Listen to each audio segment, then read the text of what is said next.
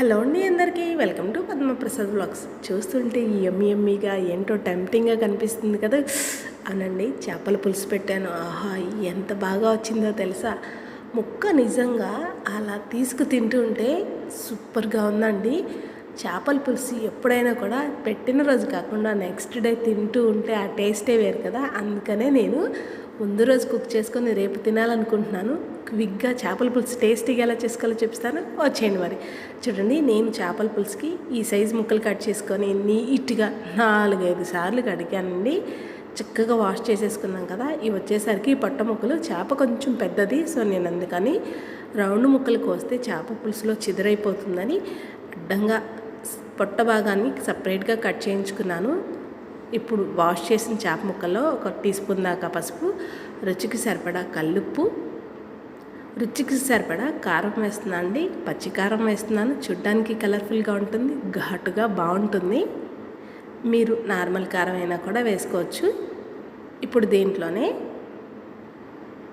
1 tea spoon దాకా ధనియాల పొడి వేసుకుంటున్నాను. అలాగే ఫ్రెష్గా ఇప్పుడే గ్రైండ్ చేసుకున్న అల్లం వెల్లుల్లి పేస్ట్ కూడా వేసుకున్నాను. కొంచెం ఎక్కువే పడుతుంది.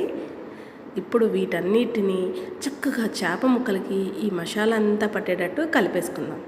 ఇలా కలిపేసి కాసేపు 1 గంట రెస్ట్ ఇస్తే చేప ముక్కలకి చక్కగా ఈ ఉప్పు కారాలు పట్టి సూపర్గా ఉంటుందండి పులుసు. మీలో ఎంతమందికి చేప పులుసులో తలకాయ అంటే ఇష్టం కామెంట్ చేయడం మర్చిపోకండి. దీనికోసం మా వారు యుద్ధాలే చేస్తాము. నాకు కావాలని ఆఖరికి చెరొక హాఫ్ తింటామండి. చూడండి, చక్కగా ముక్కకు ఉప్పు కారాలు పట్టించాం కదా, దాన్ని పక్కన పెట్టేసేసి నేను ఒక 1 అవర్ తర్వాత పులుసు చేస్తున్నాను. వెడల్పాటిది పెట్టుకోవాలి చేపల పులుసుకి, అప్పుడే చక్కగా ముక్క చెదరవకుండా ఉంటుంది. ఆయిల్ వేడెక్కాక 4 యాలకులు, ఒక 5 లవంగే మొగ్గలు వేసానండి. అంతే, ఇలా వేస్తే ఈ ఫ్లేవర్ చాలా బాగుంటుంది. ఇప్పుడు కాస్త ఆయిల్ వేడెక్కేసింది కదా, దీంట్లో సన్నగా తరిగిన ఉల్లిపాయ తురుము వేసుకుంటున్నాను. మీరు ఈ ఉల్లిపాయ తురుము బదులు పేస్ట్ చేసి కూడా వేసుకోవచ్చు. కాకపోతే ఇలా సన్నగా తరిగిన ఉల్లిపాయ తురుము అయితే కనుక అక్కడక్కడ పంట కింద ఉల్లిపాయ తురుము తగులుతూ చాలా బాగుంటుందండి. చూడండి, కాస్త ఉల్లిపాయని ఇలా మగ్గబెట్టుకుందాం. కొంచెం రంగు మారింది కదా ఉల్లిపాయ తురుము. ఇప్పుడు ఒక్కసారి కలిపేసేసి దీంట్లోనే సన్నగా తరిగిన టమాటా తురుమును కూడా వేసుకుందాము.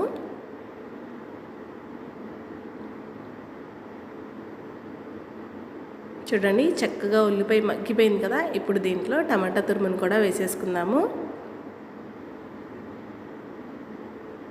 వీటిని కూడా నేను సన్నగా చాప్ చేశానండి. మీరు టమాటాలని కూడా పేస్ట్ చేసి వేసుకోవచ్చు.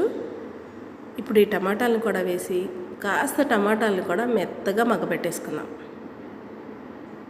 మొత్తం కలిపేసేసి 2 నిమిషాలు వదిలేస్తే టమాటాలో ఉన్న వాటర్ అంతా రిలీజ్ అయిపోయి చక్కగా పేస్ట్ లాగా మెత్తగా గుజ్జులాగా ఉడికిపోతుందండి. మొత్తం కలిపేసాం కదా, కాసేపు అలా వదిలేద్దాం.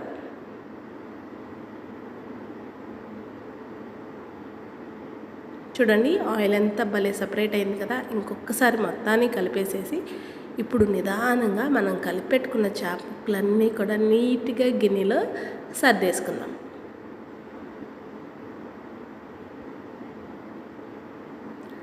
జాగ్రత్త సుమి, అంచులు గిన్నె కాలుతుంది. నిదానంగా ఇలా ముక్కలు ఇలా ఈవెన్గా పెట్టుకోవాలండి. ఎడాపెడా వేసేస్తే ముక్క చెదరైపోతుంది. చక్కగా ముక్కలన్నిటినీ కూడా సర్దేశాం కదా. ఇప్పుడు దీంట్లోనే ఒక పెద్ద నిమ్మకాయ సైజు అంత చింతపండుని నానబెట్టి గుజ్జు తీసేసుకున్నానండి. ఇదిగోండి, ఇప్పుడు ఈ పులుసును కూడా దీంట్లో పోసేసుకుంటున్నాను. అలాగే మనం చేప ముక్కలు కడిగి మసాలా పెట్టిన గిన్నె ఉంటుంది కదా, దాంట్లో కూడా కసిన్ని నీళ్లు పోసి మీకు పులుసు ఎంత కావాలో అంతవరకు వాటర్ని పోసి అడ్జస్ట్ చేసుకోండి. నాకు ఇంతవరకు పులుసు సరిపోతుంది. చక్కగా మొత్తం అంతా కలిపేసాం కాబట్టి ఇంకా ఏమీ వేయట్లేదు. ఒక్కసారి 2 వైపులా గిన్నె పట్టుకొని ఇక ఇలా కలుపుకుంటే చాలండి. మొత్తాన్ని కూడా అసలు గరిటెక్కి పెట్టకూడదు. ఇప్పుడు లో టు మీడియం ఫ్లేమ్లో మూత ఒక పక్క కంట పెట్టి కాసేపు చేప పులుసుని మరగనిద్దాం. చూడండి, కాసేపు చక్కగా మరిగింది కదా. మరుగుతున్న చేపల పులుసులో 5-6 పచ్చిమిర్చిని ముక్కల కింద కట్ చేసి వేసుకున్నానండి. ఈ ముక్కలు చాలా బాగుంటాయి, పచ్చిమిర్చి ముక్కలు తింటున్నప్పుడు.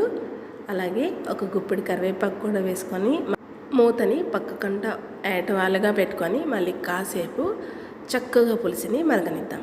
అప్పుడు పచ్చిమిర్చిలో ఉన్న ఘాటు, కరివేపాకులో ఉన్న ఆ రుచి అంతా కూడా చక్కగా పులుసుకు పడుతుందండి. చూడండి, కాస్త మరిగి అంచులమ్మట కొంచెం నూనె తేలుతుంది కదా. ఇప్పుడు మళ్ళీ ఇంకొకసారి గిన్నెని 2 వైపులా పట్టుకొని ఇలా దాకా మొత్తాన్ని కుదించి కలిపితే చక్కగా ముక్క మొత్తానికి కూడా చక్కగా ఉడుకుతుంది.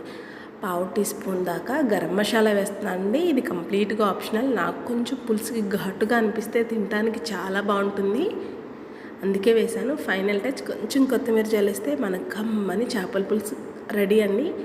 ఎంత క్విక్గా చేసుకున్నామో కదా. ఇంకొకసారి ఇలా కలిపేసేసి నేను స్టవ్ ఆపేసాను. వేడి వేడిగా అన్నంలో వేడి వేడి పులుసు వేసుకొని తింటే ఇప్పుడు ఇదొక టేస్ట్ ఉంటుంది. అలాగే ఇవాళ చేసుకొని రేపటి రోజున పొద్దున్నే వేడి వేడి అన్నంలో తింటే ఆ టేస్ట్ ఇంకా బాగుంటుందండి. నచ్చిందండి మీకు ఈ వీడియో? అయితే లైక్ చేయండి, మన ఛానల్ని సబ్స్క్రైబ్ చేసుకోండి. అన్నట్టు మర్చిపోయాను, మీరు ట్రై చేస్తే ఈ చేపల పులుసు ఎలా వచ్చిందో కామెంట్ చేయడం మర్చిపోకండి.